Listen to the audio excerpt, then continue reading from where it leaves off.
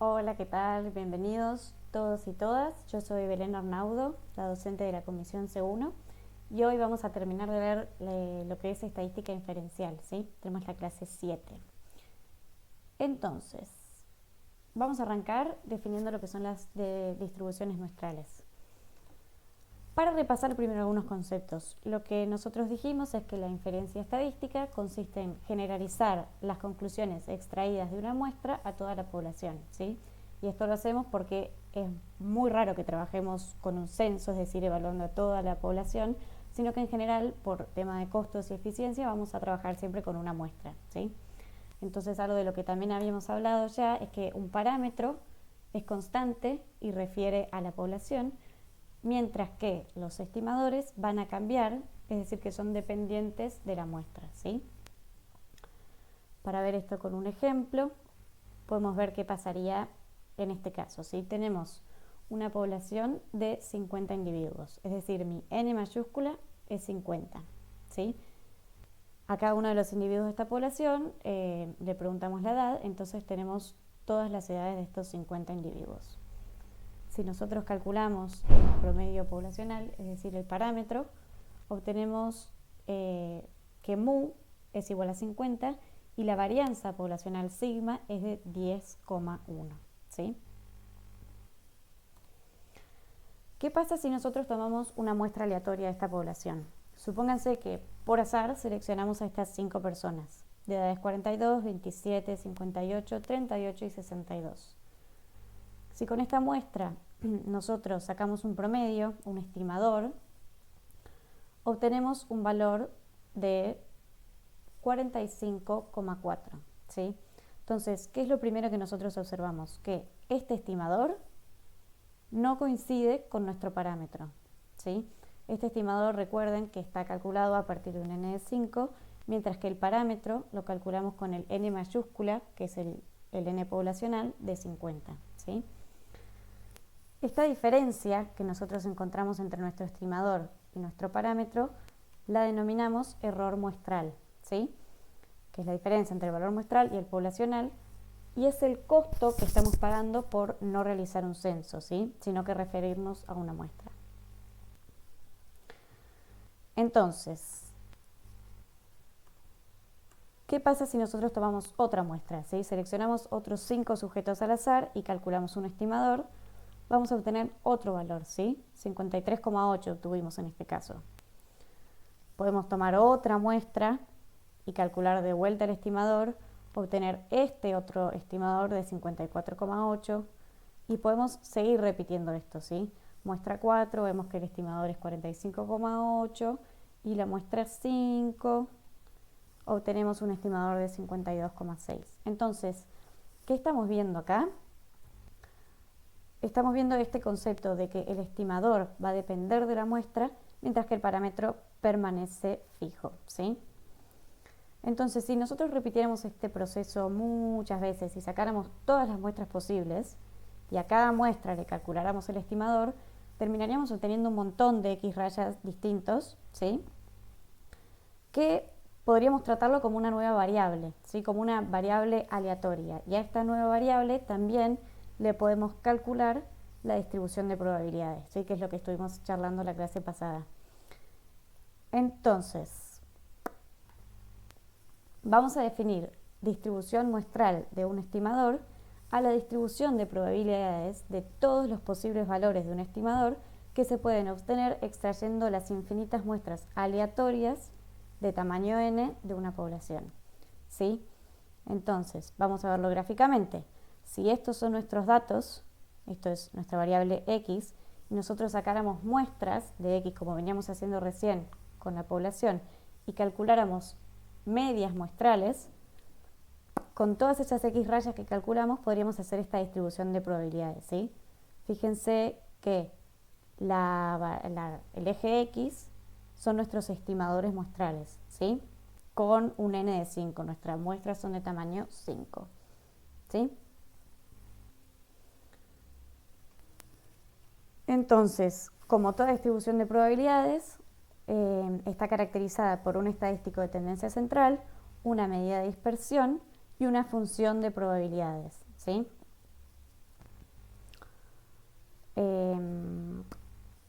se puede demostrar por el teorema central del límite, que nosotros ahora no lo vamos a ver en profundidad, que el parámetro mu de nuestros x rayas, o sea de esto, va a ser igual al de la población de los datos originales, ¿sí? Es decir, está más o menos por acá, por 50. Y además, también podemos saber que nuestra variabilidad de esta distribución de probabilidades va a ser igual a sigma dividido raíz de n, siendo n el tamaño de nuestras muestras, ¿sí? Esto se puede calcular perfectamente y es lo que llamamos error estándar, ¿sí? Que es la variabilidad de todas nuestras posibles muestras. ¿Se entiende? O sea, cuán diferentes van a ser las muestras que yo podría tomar de una población, ¿sí?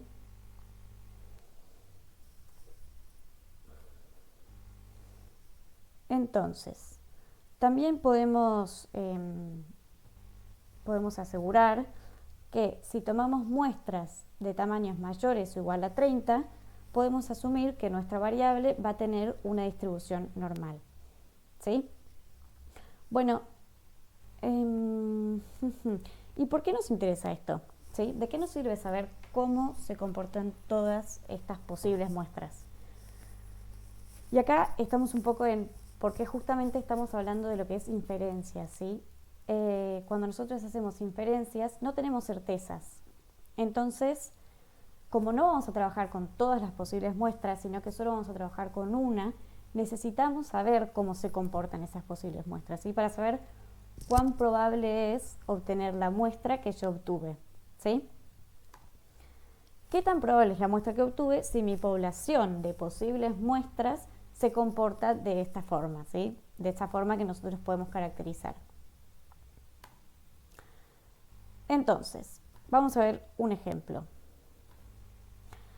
Se sabe que el peso de la placenta en embarazos normales sigue una distribución normal con un promedio de 500 gramos y un desvío de 50 gramos, ¿sí?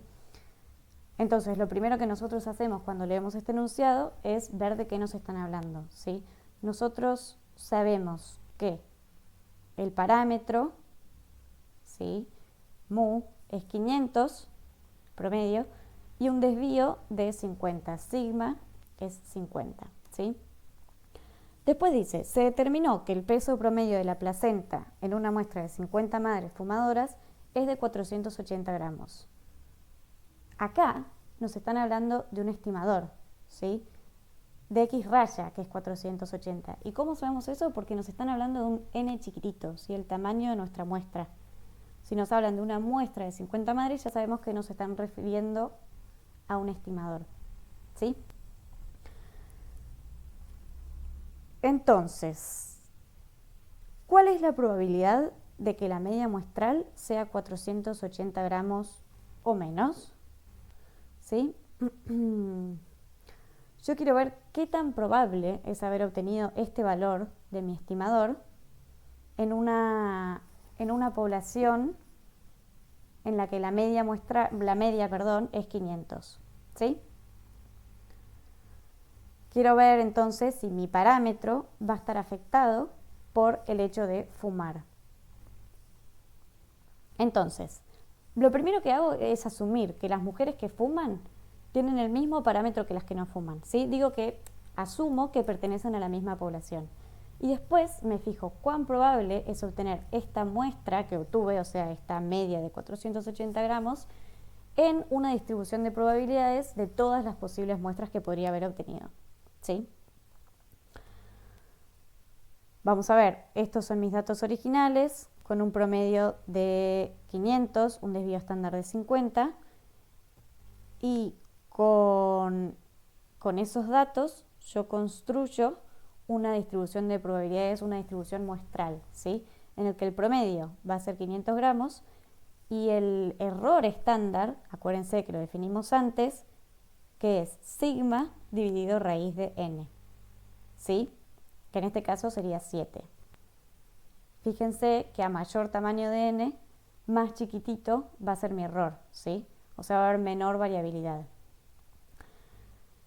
Entonces, yo voy a asumir que las mujeres que fuman tienen el mismo parámetro que las que no fuman. Es decir, pertenecen a la misma población, ¿sí? Acá estaría el mu igual 500. Entonces, me fijo cuán probable es obtener esta muestra que yo obtuve de 480 en esta población. Calculo la probabilidad de obtener este valor y veo que es este numerito chiquitito, 0,002, ¿sí? Entonces yo digo, bueno, sería súper raro obtener una muestra que tenga este valor de estimador en esta población. Entonces, es tan raro que yo digo que lo que hice mal fue suponer que fumar no afecta el peso de la placenta, ¿sí?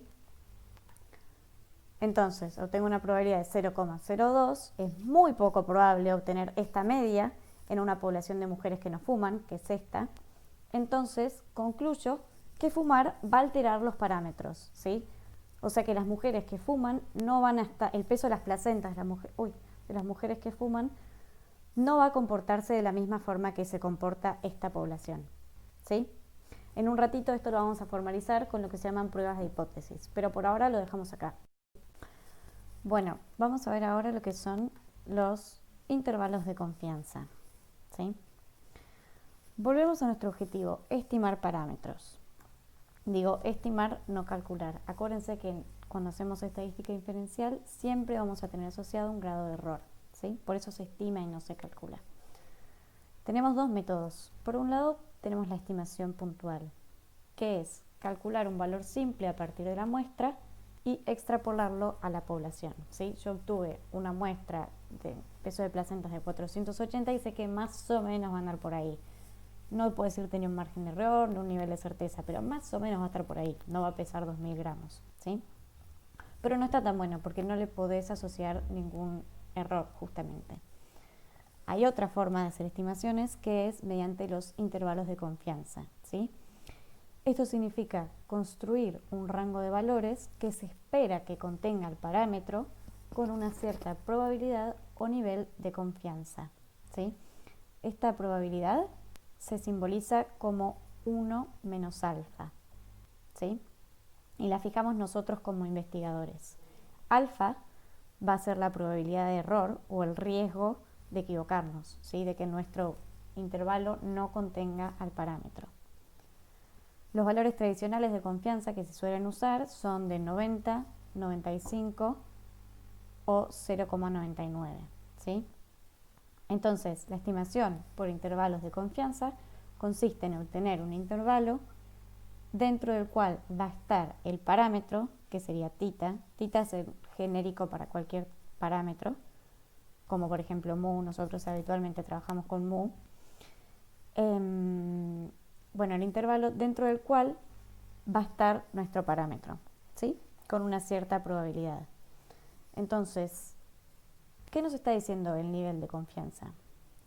Si yo les dijera que voy a construir un intervalo con un 100% de confianza, podría hacerlo, ¿sí? Si yo les digo que el peso de la placenta va a estar entre menos infinito y más infinito, nada, puedo estar segura. O sea, sería un 100% de confianza, porque no me queda opción. Pero no estoy diciendo nada informativa, ¿sí? Al darles un rango, un intervalo tan amplio, no estoy informando nada, ¿sí? Entonces, lo que uno busca es achicar ese intervalo en el cual decís que contenés el parámetro.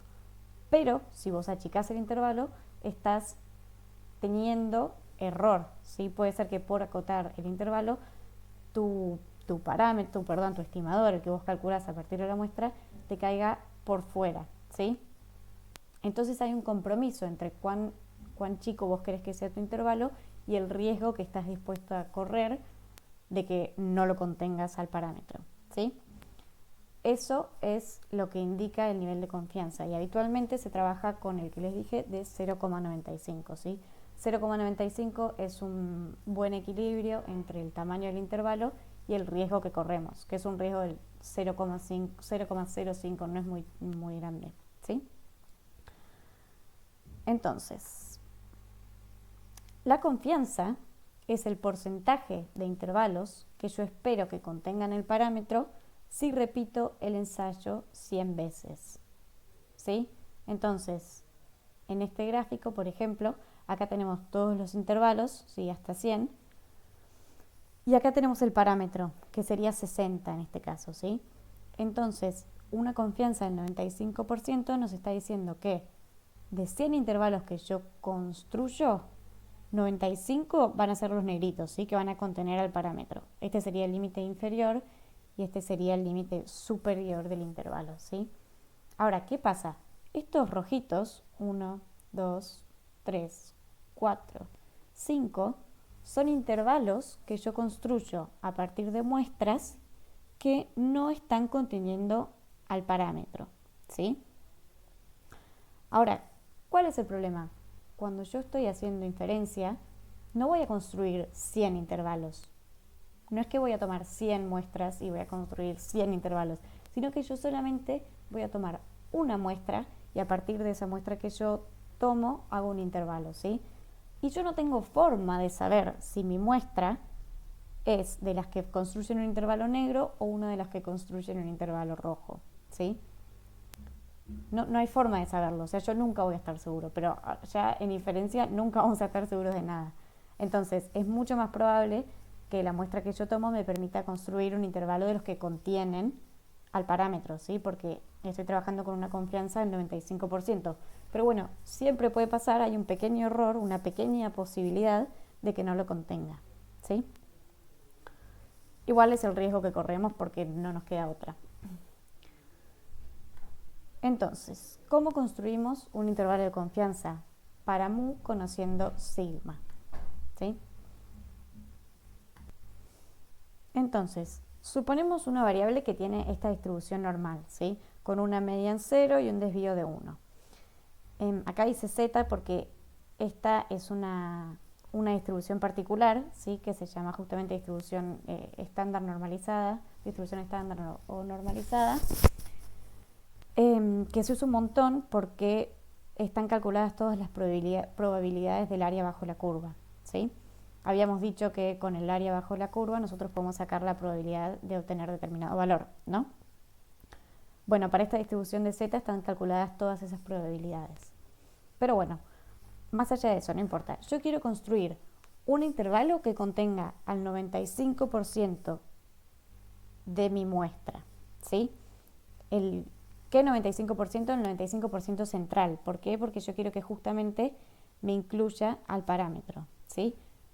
Este 1 menos alfa es la probabilidad, el 95% que yo seteo, que yo fijo como investigadora, ¿sí? Es nuestro nivel de confianza. Entonces, yo voy a querer un límite inferior y un límite superior, ¿sí? Y vemos que si esto es 1 menos alfa, y si nos acordamos que toda el área bajo la curva tiene que sumar 1, esto y esto va a ser alfa, ¿sí? Sumado. Si esto es 1 menos alfa, lo que queda por fuera es alfa. Y como esto es simétrico respecto a la media, este pedacito va a ser alfa sobre 2 y este otro pedacito va a ser alfa sobre 2, ¿sí? Entonces, este valor de z, que va a ser el límite inferior de mi intervalo, va a ser el que acumule alfa sobre 2, ¿sí? Una probabilidad de alfa sobre 2. Y este valor de z va a ser el que deje por fuera este valor de alfa sobre 2. O sea, el que acumule 1 menos alfa sobre 2. ¿Sí? Entonces, yo lo puedo expresar así. La probabilidad de que mi parámetro esté entre este valor y este valor es 1 menos alfa. ¿Sí? Es todo esto. Ahora, ¿qué pasa?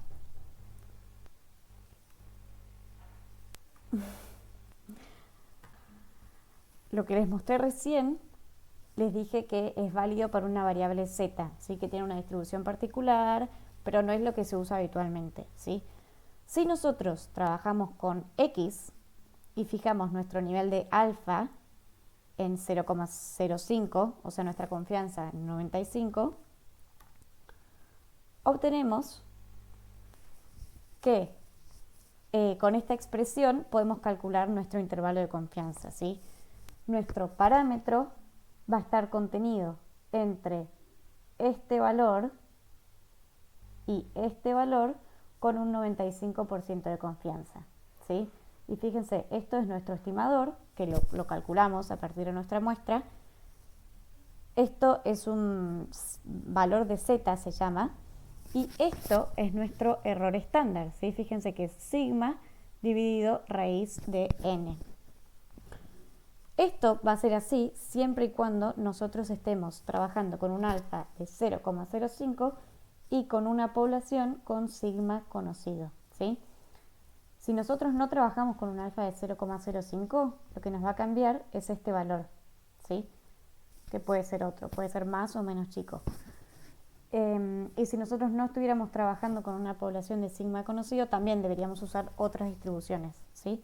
Pero si se cumplen estas dos cosas, nosotros sabemos que podemos construir nuestro intervalo de confianza haciendo esto. Nuestro estimador menos 1,96 por nuestro error estándar nos va a dar el límite inferior, y nuestro estimador más 1,96 por nuestro error estándar nos va a dar el límite superior, ¿sí? Ahora yo quiero saber, ¿hay formas de mejorar mi estimación? ¿Qué sería mejorar mi estimación? Achicar mi intervalo, ¿sí? Hacerla más precisa. Recordemos que lo vamos a calcular así, ¿sí? Gráficamente nuestro intervalo sería esta porción de acá. Entonces sí, nosotros tenemos posibilidades de hacer un intervalo más chiquito. Tenemos tres opciones. La primera es tomar muestras más grandes. ¿Por qué? Porque si yo acá tengo un n más grande, este número se va a hacer más chiquitito porque sigma va a estar dividido por un número más grande, entonces me va a dar un valor más chico. Entonces achico mi intervalo. Ahora, esto tiene un costo para el investigador. ¿Por qué? Porque tomar muestras más grandes no siempre es muy fácil, ¿sí? Cuesta plata, cuesta tiempo, cuesta esfuerzo. La otra cosa que podemos hacer es bajar el nivel de confianza. ¿Qué significa esto? Que nuestro nivel de confianza era 1 menos alfa, ¿no? Si yo achico mi nivel de confianza, este área va a ser más chiquita, ¿sí? Y si yo lo sigo centrando respecto a la media, fíjense que nuestro límite estaría por acá y por acá, más o menos, ¿sí? O sea, yo estoy haciendo que el área con el que quiero construir mi intervalo sea así más chiquito. Entonces, mi valor de z va a ser más cercano a 0, ¿sí? Va a ser más chico. Ahora, yo bajo mi nivel de confianza y tengo más posibilidades de cometer error, ¿sí? De que mi muestra, de que el intervalo que yo construyo a partir de mi muestra no contenga mi parámetro. Entonces sí, yo traigo un intervalo más chico, pero corro más riesgos de estar equivocado, ¿sí? Y la tercera forma es tomar muestras más homogéneas, ¿sí? Esto en realidad estaría modificándome en este término, ¿sí? Acuérdense que el sigma es la variación biológica, la que viene de mis datos, ¿sí? Si yo restrinjo, por ejemplo, en el caso del peso de las placentas, tomo muestras de madres de determinada edad, por ejemplo, es muy posible que capaz haya menor variación en las placentas, ¿sí? Pero ¿qué pasa? Si yo tomo muestras más homogéneas, estoy acotando las conclusiones que yo podría sacar de este estudio, ¿sí? Porque si yo me restrinjo a una muestra de madres de entre 20 y 25 años, todas mis conclusiones van a ser simplemente válidas para madres de entre 20 y 25 años, ¿sí? Entonces, tengo muestras más homogéneas, pero conclusiones más chiquitas, que capaz no es lo que yo quiero, ¿sí? Muy bien. Entonces, ¿qué supuestos tenemos que cumplir para que nuestras estimaciones sean confiables? Primero tiene que haber un muestreo aleatorio probabilístico, ¿sí? Que ya vimos la clase pasada lo que significa, o la anterior. Después tiene que ser un muestreo con reposición o un n de nuestra media sobre n de poblacional menor a 0,05. La variable X tiene que tener distribución normal y si no tiene distribución normal, el tamaño de la muestra tiene que ser lo suficientemente grande, por esto que les dije del teorema central del límite, y sigma tiene que ser conocido, ¿sí? Entonces, si se cumplen estas condiciones y si nosotros estamos trabajando particularmente en esta materia con un alfa de 0,05, el intervalo de confianza puede construirse a partir de lo que les expliqué antes, ¿sí? Muy bien, vamos a seguir con lo que son pruebas de hipótesis. Lo que hicimos hasta recién fue de una población tomar una muestra, estimar un parámetro, ¿sí? Sin plantearme ninguna pregunta, directamente estimarlo. Pero si yo ya tengo algo de información previa y me interesa hacerme una pregunta, puedo encararlo de otra forma mediante las pruebas de hipótesis, ¿sí? Por ejemplo, si yo digo que si le doy cierto medicamento a un grupo de gente que posee algún tipo de enfermedad, el parámetro tiene que cambiar, tiene que bajar, yo lo puedo plantear mediante una prueba de hipótesis y verificar qué es lo que pasa, ¿sí? Formalizarlo con una prueba de hipótesis. Entonces, ¿qué es una hipótesis? Es una afirmación que hago acerca de un parámetro poblacional, ¿sí? No sobre los estimadores, sino sobre el parámetro poblacional. Esto es importante. Una prueba de hipótesis me va a permitir decidir si sostengo o si rechazo esa hipótesis que yo planteé, ¿sí? Y para saber si la sostengo o la rechazo, voy a usar la evidencia que yo tomo de mi muestra, ¿sí?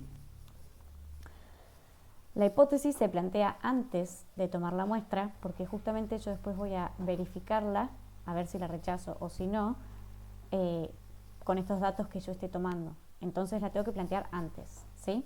Antes de ver los datos de mi muestra. Y por último, para las pruebas de hipótesis, yo siempre voy a plantear dos escenarios contrastantes, excluyentes, ¿sí? Pasa esto o pasa lo otro. Es como que yo divido el mundo en blanco y negro, tomo un valor y veo, tengo que decidir blanco o negro, ¿sí? Pero no puedo quedarme en el gris.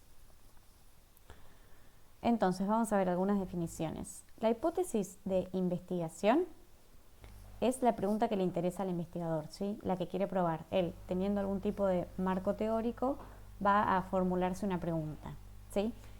Y esta hipótesis de investigación después se formaliza en una hipótesis estadística, ¿sí? La hipótesis estadística la traduzco en parámetros que refieren a la misma población. ¿Por qué digo a la misma población? Porque en realidad vamos a tener dos hipótesis estadísticas, la nula y la alternativa, ¿sí? La hipótesis nula es la del no efecto, ¿sí? Bajo la hipótesis nula no pasa nada. Si yo pongo una droga, no tiene ningún efecto. Si yo aplico fertilizante, las plantas no crecen más, ¿sí? Así, la del no efecto, ¿sí? Yo la voy a querer rechazar a favor de la hipótesis alternativa. En la hipótesis alternativa yo voy a formular con los parámetros poblacionales lo que a mí sí me interesa probar, ¿sí? Lo que yo quiero que pase. Yo quiero rechazar la hipótesis nula a favor de la hipótesis alternativa, ¿sí? En la hipótesis nula entonces se va a incluir también el status quo, la condición de igual, o sea, no pasa nada, queda todo igual o cambia para el otro lado del que a mí me interesa ver, ¿sí? Ahora lo vamos a ver con un ejemplo igual. Entonces, volviendo al ejemplo que vimos antes al inicio de la clase, se desea determinar si fumar provoca una disminución en el peso de las placentas. Se sabe que el peso de la placenta de embarazos normales a término sigue una distribución normal con un promedio de 500 gramos y un desvío estándar de 50 gramos. Se determinó el peso de la placenta en 50 partos a término de madres fumadoras elegidas al azar y se obtuvo un promedio de 480 gramos. Entonces, la hipótesis del investigador es que las mujeres que fuman van a tener una placenta menor que el de las mujeres que no fuman, ¿sí? Esto es lo que le interesa probar al investigador. Y para plantear las hipótesis estadísticas me conviene arrancar siempre por la alternativa, ¿sí? Que es la que yo quiero que pase. Yo digo que el parámetro, siempre hablamos de parámetros poblacionales, de madres fumadoras, va a ser menor a 500 gramos, ¿sí? Esto es lo que yo esperaría que pase. Y en la hipótesis nula voy a decir que el parámetro de las madres, bueno, de las placentas de madres fumadoras va a ser mayor o igual a 500 gramos, ¿sí? Fíjense, es todo lo contrario a lo que a mí me interesa, ¿sí? Si yo creo que va a bajar, entonces en la hipótesis nula pongo o que va a ser igual o que va a subir, pero que no va a bajar, ¿sí? Esto es lo que quiero decir con contrastantes, que sean excluyentes, ¿sí? Muy bien. Bueno, acuérdense, este 480 es lo que yo obtuve de la muestra, pero yo en las hipótesis voy a referirme a los parámetros, ¿sí? Entonces uso el 500 gramos, esto. ¿Cómo arranco ahora? Primero viene la pregunta, ¿sí? El marco teórico, que es lo que le interesa al investigador, ya lo dijimos, la hipótesis del investigador. Después eso lo voy a formalizar en las hipótesis, ¿sí? Entonces planteo las dos hipótesis estadísticas. ¿Cómo sigo? Asumo que H0 es cierta, ¿sí? Después vamos a ir al campo, o bueno, vamos a tomar nuestros datos y vamos a calcular la probabilidad de haber obtenido esos datos, ¿sí? Lo que ya dijimos al principio de la clase. En una población donde H0 es verdadera, ¿sí? Yo asumí que H0 es cierta, me fijo la probabilidad de haber obtenido la muestra que obtuve si H0 es cierta, ¿sí? Entonces, a partir de estos datos que yo estoy tomando, voy a decir si rechazo H0 o si no rechazo H0. Nos interesa la distribución muestral de nuestras muestras justamente, ¿sí? Entonces, acá en este gráfico, fíjense que tenemos en X todas las medias muestrales y el parámetro es 500. Entonces, si yo obtengo una probabilidad muy chica, más o menos por acá, o sea, la probabilidad de obtener la muestra que tuve está más o menos por acá, yo tengo dos posibilidades. O justo tomé una muestra súper rara, por azar, una muestra posible pero súper rara, o yo arranqué mal, o sea, lo que yo hice, lo que yo asumí que H0 es cierta, está mal, entonces tengo que rechazarla, ¿sí? Y me voy a inclinar por esta opción. O sea, si yo tengo una probabilidad muy baja, en vez de pensar que yo justo tomé una muestra rara, voy a decir no, lo que hice mal fue asumir que H0 es cierta. Estoy mirando una distribución muestral, una población que no debería estar mirando, ¿sí? Entonces, si la probabilidad es chica, rechazo H0. Ahora, si la probabilidad de obtener la muestra que yo obtuve es grande, no voy a rechazar H0, ¿sí? No rechazo H0. Ahora bien, esta probabilidad que nosotros calculamos se define como p-valor, ¿sí? Y es justamente la probabilidad de obtener una muestra como la que obtuve o más extrema en una población donde H0 es verdadera, ¿sí? Acuérdense que nunca en distribuciones continuas estamos hablando de valores puntuales, sino que hablamos siempre de rangos, ¿sí? Esto que a mí me interesa o menor, esto que a mí me interesa o mayor, ¿sí? Muy bien, entonces un valor grande un p-valor grande indica que la muestra es posible de obtener, ¿sí?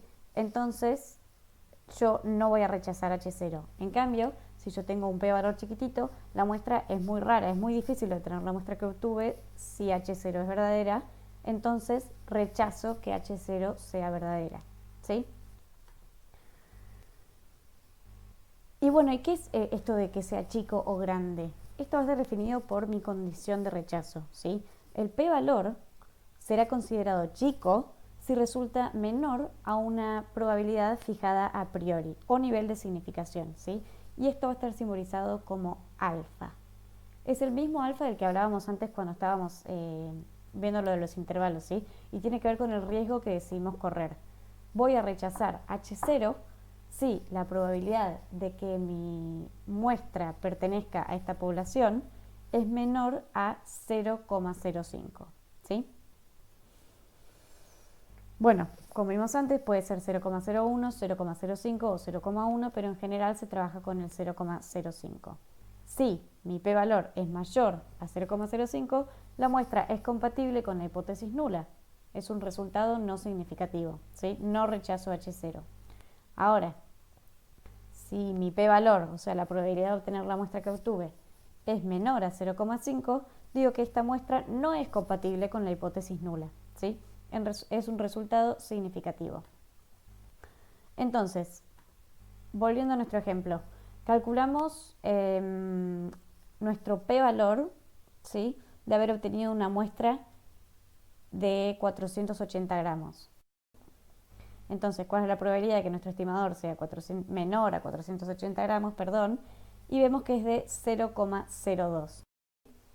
Entonces, si H0 fuera cierto, o sea, si las placentas de las madres fumadoras tuvieran el mismo peso promedio que el resto, o sea, si H0 es verdadera, el resultado que nosotros obtuvimos es bastante raro. Si haber obtenido un 480 es algo súper raro. Entonces, rechazamos esto que habíamos asumido de que H0 es cierta, ¿sí? Y concluimos que las mujeres que fuman tienen una placenta menor que de las mujeres que no fuman. Nuestro p-valor es menor a 0,05, entonces rechazamos H0. Ahora, si nosotros hubiéramos obtenido una muestra cuya media hubiera sido 495, o sea, si hubiéramos estado en una situación así, hago todo el caminito de vuelta, planteo las hipótesis, asumo que H0 es cierta, tomo otra muestra, supónganse que hubiéramos tomado otra muestra, y encontrábamos una media de 495, o sea, más o menos por acá, y calculamos la probabilidad. Vemos que una probabilidad no es chica, sino que es bastante grande, y de hecho al calcularla encontramos que nuestro p-valor es 0,24, nuestro p-valor es mayor a 0,05, entonces decimos que no tenemos evidencia suficiente para rechazar H0. Ojo, tampoco estoy diciendo que H0 sea cierta, simplemente digo que no puedo rechazar H0, ¿sí? Yo no voy a estar en las dos situaciones, yo voy a tomar una sola muestra, entonces puede ser que esté acá o puede ser que esté acá, pero no voy a estar en las dos. Entonces, si nosotros rechazamos H0, la evidencia muestral, o sea, nuestra muestra, lo que nosotros obtuvimos, contradice H0. Hay pruebas concluyentes. Ahora, si nosotros no rechazamos H0, si estamos en la situación de la derecha que les mostré antes, paren por las dudas, si estamos en esta situación, la evidencia muestral, lo que yo obtuve en mis datos, no va a contradecir H0, pero tampoco la va a probar. Entonces yo digo que no hay evidencias contra H0. Muy bien. Bueno, acuérdense que acá siempre tenemos un margen de error. Entonces, si nosotros estamos en esta situación, o si nosotros estamos en esta situación, siempre podemos equivocarnos. Pero el error va a ser distinto si estamos acá que si estamos acá. En el primer caso, estamos rechazando una hipótesis nula cuando esa hipótesis era verdadera, ¿sí? O sea, rechazamos algo que no deberíamos haber rechazado. Yo voy a decir que fumar disminuye el peso de las placentas cuando en realidad no lo hace. A este tipo de error se le denomina error tipo 1. Ahora, si yo hubiera estado en esta otra situación, si yo no rechazo H0 cuando H0 era falsa, yo estoy diciendo que fumar no disminuye el peso de la placenta cuando en realidad sí lo hace. No rechacé algo que era falso. Por lo tanto, H1, mi hipótesis alternativa, era verdadera, ¿sí? Perdón, HA y H1 es lo mismo, son sinónimos. La alternativa, la 1. A este tipo de error se lo conoce como error tipo 2, cuando no rechazo H0 siendo H0 falsa. Estos dos errores son distintos, ¿sí? Pero yo voy a cometer uno de los dos. O estoy acá, en esta situación, y puedo rechazar H0 cuando H0 era cierta, o estoy acá, que no rechazo cuando era falsa. No voy a tener los dos errores al mismo tiempo, voy a tener solo uno de los dos. Y estos son errores distintos, ¿sí? Entonces, para entenderlo un poco mejor, vamos a ver un ejemplo.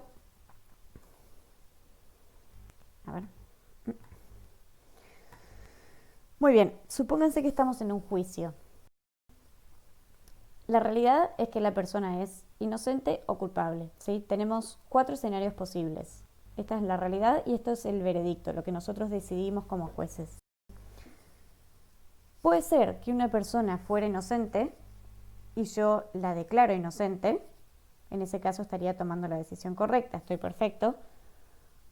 O puede ser que la persona fuera culpable y yo la declaro culpable.